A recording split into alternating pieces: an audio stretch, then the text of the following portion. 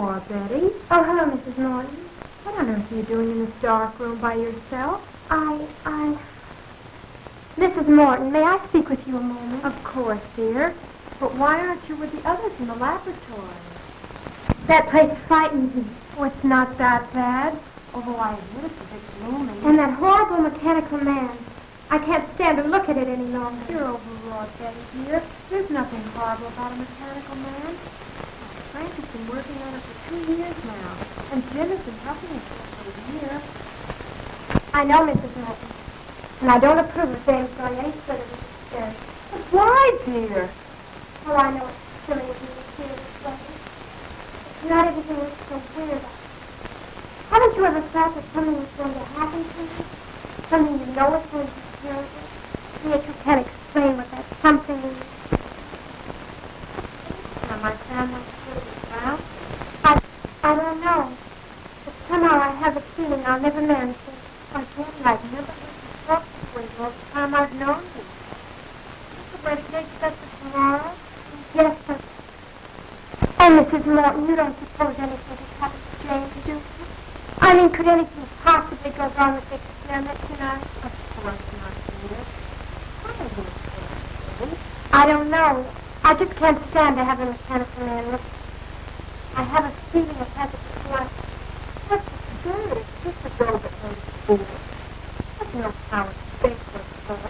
I could swear I've seen it look at me with evil in its eyes. Almost as if it was sneering. That's it. Well, I'll go back to the room. Yes, thank you. What's the matter, child? You're trembling. Oh, I'm sorry. I'll be all right. Honestly, I will. You go on back, and I'll be down short.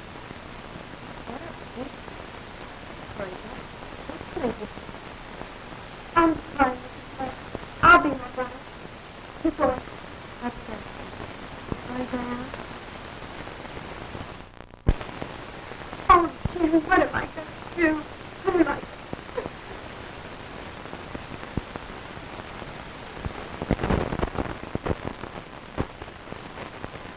There we are. Now that should be just about it. Gee, Pop, will you work now? I hope so, son. Oh, Uncle Frank, are you going to make him walk? Yes, in a few moments, Janet. Oh, I'm so excited. Good. Will he be able to talk too, Uncle Frank? Of course not, silly. Uncle Frank told you that 20 times yesterday. No, Mary's right, Janet. You see, this is just a mechanical man. He won't be able to talk. That's about the only thing he won't be able to do, though, Janet.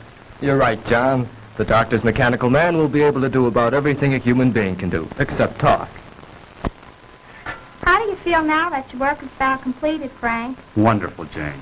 And I want to thank all of you for standing by me. You've all been a great help. And without you, I don't know what I'd have done. Well, it isn't every day that one has a distinguished brother who invents a mechanical man. And I certainly appreciate the opportunity you've given me, Dr. Morton, by allowing me to assist you in the experiment. That goes for me, too, Dr. Morton. Well, I've learned more in the past month than any of my college classes taught me. You're all very kind. But our work isn't finished yet. We still have a few more things to do.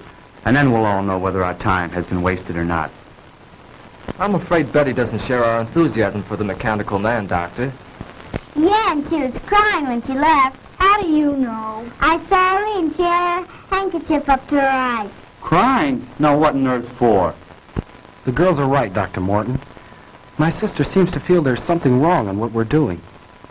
But that's foolish. There's nothing to be afraid of. I know, Dr. Morton, but Betty is a very sensitive girl.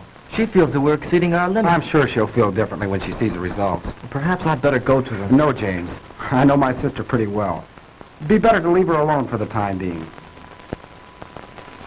When are you going to time out, Pop? Patience, son. Patience. Now, so hand me that iron, John. This one? Right.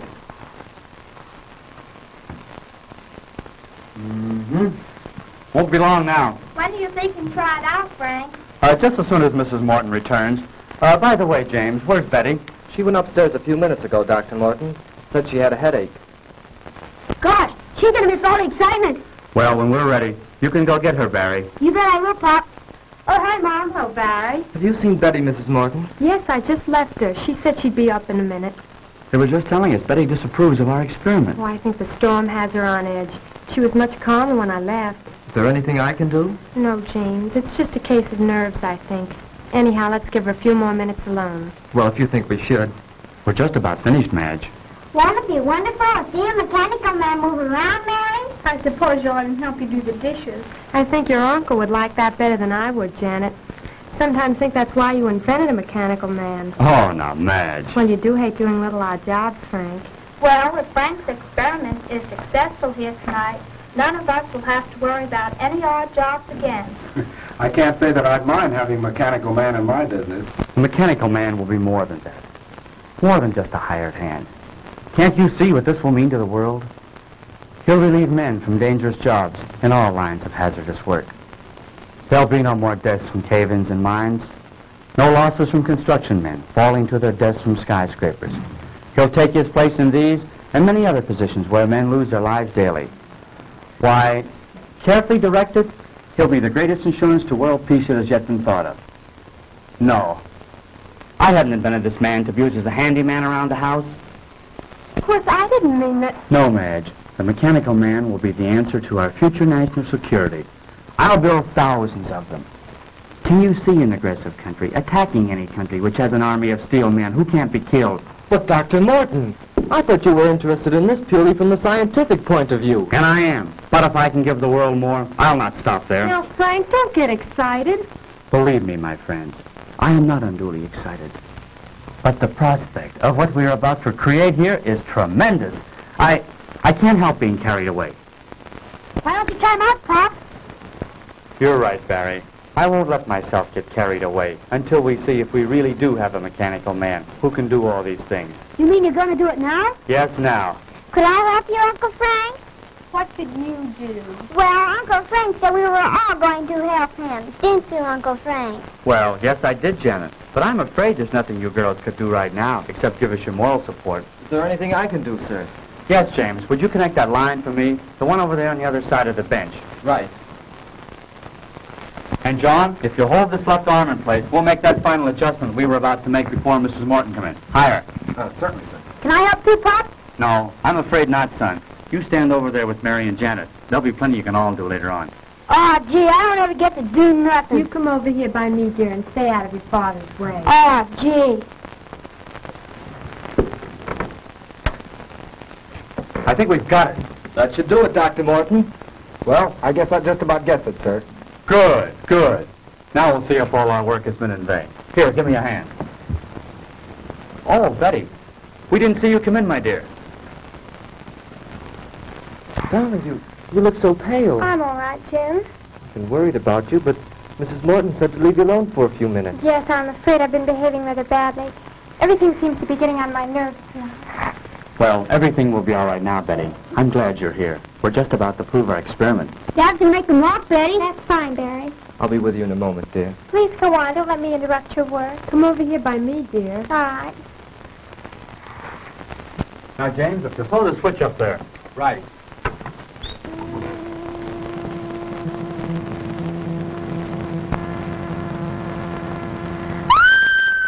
Quick, James, the switch. What is it, Betty? Tell us. It moved, it moved. Yes, I know. I was just about to set the man up and start him walking. But did you see that expression in his face? No, I don't know what you're talking about. There's no expression in his face, Betty. He's just a mechanical man. But he looked at me. I swear he was staring at me. There now, dear. You're all upset again. Come with me. Oh, I'm sorry, but I... Better take her upstairs, Madge. Give her a sedative. I will, Frank. Come with me, dear. All right. Shall I come along? No, James. I think it's better if we go alone. Dr. Morton, do you think that... No, she'll be all right, James. Now, let's get back to where we were.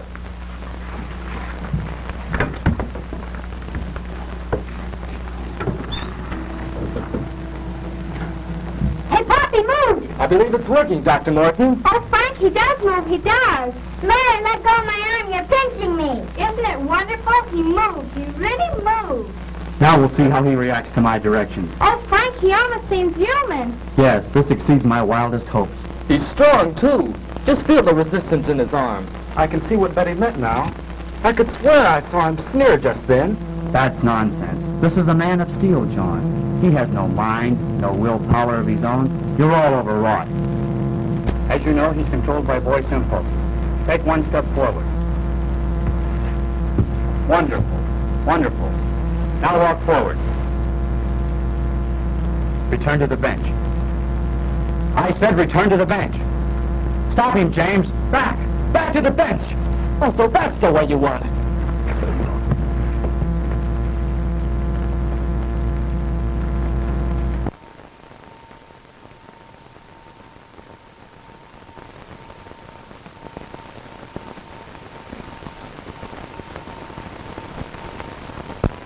How is he? Just seems to have had the wind knocked out of him.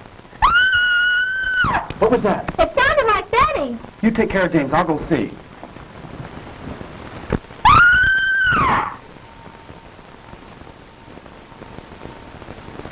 Frank! Madge, what is it? Oh, it was terrible, terrible. The mechanical man. What about him, Mrs. Morton? He came into the room where Betty was resting. Go on. And he scooped her up in his arms and he carried her up. I came running down here as fast as I could. Come on, John. We've got to stop that thing. Yes, sir. Oh, what have we done?